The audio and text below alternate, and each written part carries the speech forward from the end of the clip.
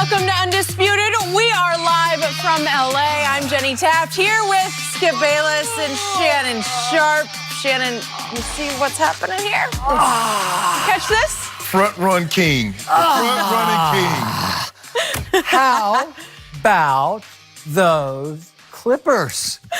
So Wednesday, you'll remember, he goes goat mask and LeBron jersey after LeBron made 5 straight threes in a blowout of the sorry San Antonio Spurs, who are now 22 and 29. Then yesterday, he throws a victory parade right here on this show because he thought his Lakers were going to land Marcus Morris from the New York Knicks. So today, I am fittingly wearing a Clippers jersey for all the right reasons because the Clippers out-Lakered the Lakers again. Right at the trade deadline, they went out and just scooped Marcus Morris right out from under the Lakers. And he is now a Clipper. So the Clippers were already a little better than the Lakers, and now they're significantly better than the Lakers.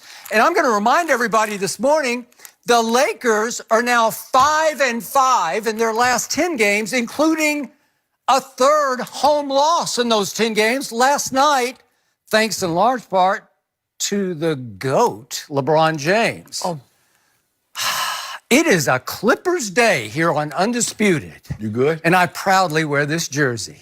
And you have no response to that, it sounds like. You got nothing. Yeah. Maybe later. We I told you might jinx it. And here Yep, you are. you You were just trying did. yesterday. We have a packed show today. Are the Lakers in trouble after not making any moves at the trade deadline? Shannon will get there. And we're Shaq and Charles Barkley being a bit too harsh on the 76ers by calling them mentally and physically weak. But first, LeBron and the Lakers did host the Rockets last night. So let's talk about it. It was a new-look Houston team as James Harden took the opening tip-off against Anthony Davis. No one over 6'7" stepped on the court for the Rockets as Westbrook led the way with 41 points, and the newly acquired Robert Covington chipped in with 14 off the bench. AD and LeBron combined for 50 points, but only saw 4 points from Kyle Kuzma, who LA refused to trade earlier in the day. So, Shannon, what's the biggest reason the Lakers lost? They ain't trade Kyle Kuzma. That's the biggest reason. Nah, in all seriousness. Well, there could be some seriousness to that. Yeah. We'll talk about him a little later. Yeah. Skip, I think the biggest reason is they didn't feed the post enough, and they allowed too many threes.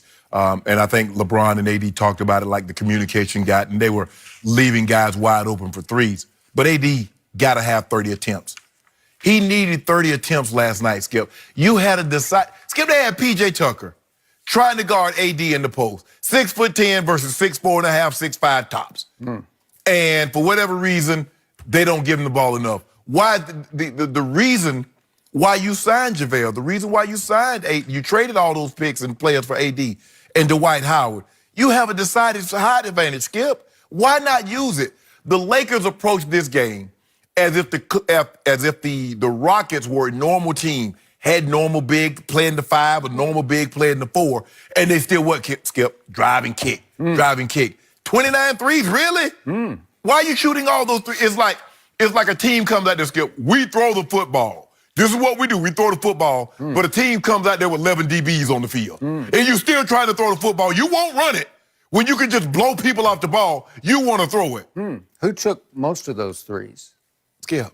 Well, who did? Who took twice as many as any other First of all, teammate? it's 29. Did he take 29? Okay, the Lakers took too many threes. Now, if you want to say LeBron James, okay, they lost. LeBron James is the best player. Now, I've never seen the best player get criticized as much as LeBron when his team lose. They never criticize Magic like they do LeBron. They never criticize Bird. They never criticize KD. But somehow, no matter what LeBron does, they lose a game. It's all LeBron's fault. They, as a team... There was a whole offseason in which Magic Johnson was called Tragic Johnson after he blundered at the end of a Celtics game. Go ahead. No. That was a series. Okay. We're talking about a history. We're talking about 17 years. Every game in which LeBron James plays, they lose is because of him. Magic didn't get that. Okay, again, you interrupted me. I would have given LeBron James a C last night. The turnovers in the fourth quarter, Onyx said he had 6 turnovers. And I understand because he's going to attempt passes that most point guards or point forwards or whatever you want to call him won't attempt. So his turnover rate, for the most part, is going to be 4 or 5 a game. But I thought 6 was a little bit too high. Skip, I'm afraid at some point in time during the playoffs, they're going to wish they had to trade Kyle Kuzma. Now, I've said this before. If Kyle Kuzma is not giving you points, he is no value to you. He does not rebound, and he plays no defense. He doesn't even try to play defense. So he's of little value. KCP, Rondo, and Kuz, 0 for 11 from 3. Rondo has become unplayable if he does not have the ball in his hand. Because you drive and kick, and you're asking Rondo to knock down threes. You're asking him to knock down open shots. He's unplayable. Now, if Collison comes, he might find himself out of the rotation. Because if you noticed last night, Caruso played the entire fourth quarter. So Rondo might be the odd man out if Collison comes inside. But Skippy, I just thought they just took too many threes last night. They didn't use the one advantage, one of the advantages that they had, which was their height. AD should get 30 shots. JaVale and Dwight Howard should have played more than 20 minutes combined. Is that it? Yep. Boy, that was a whole lot of beating around the bush, and the bush is named LeBron. Exactly. Okay. So you always credit, you went goat mask on him making 5 straight threes early in the fourth quarter of a game that went from a 13-point Laker lead all the way to a 21-point Laker lead. Right. So you gave him credit for that. So I'm going to be objective today because I think you, as they used to say in the newspaper business, buried the lead. The lead for the game was this is a back and forth, up and down game in the fourth quarter, and the ball was in the hands of the guy you still say is the GOAT and the best player in the game today, and you've made the case he's still the MVP, even though Giannis appears to be running away with that right No, now. I did not say he's. I said there's a two. I believe it's a two-man race. So you say he's okay. So I got to set my bar way up here for the game last night because this was a pretty big game against a pretty good Western Oh, it's a Conference big game. team. So not as big games in February. I thought the season didn't start till after the All-Star break. Oh, wait, okay. this from the guy who wore the GOAT mask after a win over the 22-29 Spurs. I'm not going to stand for that. I'm sorry. Oh, so that was a big game. I'm just going back with you. I'm following your lead. All right, so the Rockets are a factor in the Western Conference. I think they got a little better. You think they got a little worse. Okay. I'm intrigued. I'm intrigued enough to say that it's Clippers, Lakers, Rockets in the West with the Rockets as the X factor. And if they start to click with the small ball, which I think they will, I think they will at least be dangerous in a series against either the Lakers or the Clippers, however that falls in the postseason. Okay. So what happened last night as we go to the fourth quarter? It's back and forth, up and down, and the second leading MVP candidate, according to you, has the ball in his hands a lot in the fourth quarter because he leads the whole NBA in shots attempted in the fourth quarter. That's just what he does. But this wasn't the classic blowout, stat-padding, front-running LeBron James that we have seen against, say, the Spurs or the Atlanta Hawks or whoever they're playing. This was a game that the Rockets were fighting their behinds off to win.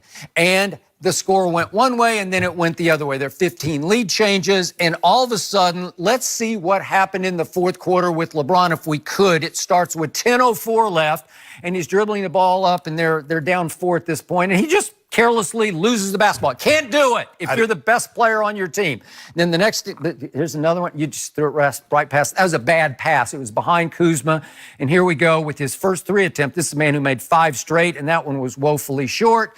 And then here we go again with another step back, missed 3. And this one's way wide left. It barely ticked the side of the rim. And I told you he goes hot, and then he goes real cold. There's another bad pass to Caruso that leads to a breakaway for the Rockets. And then here we go again with another 3, clank, la brick.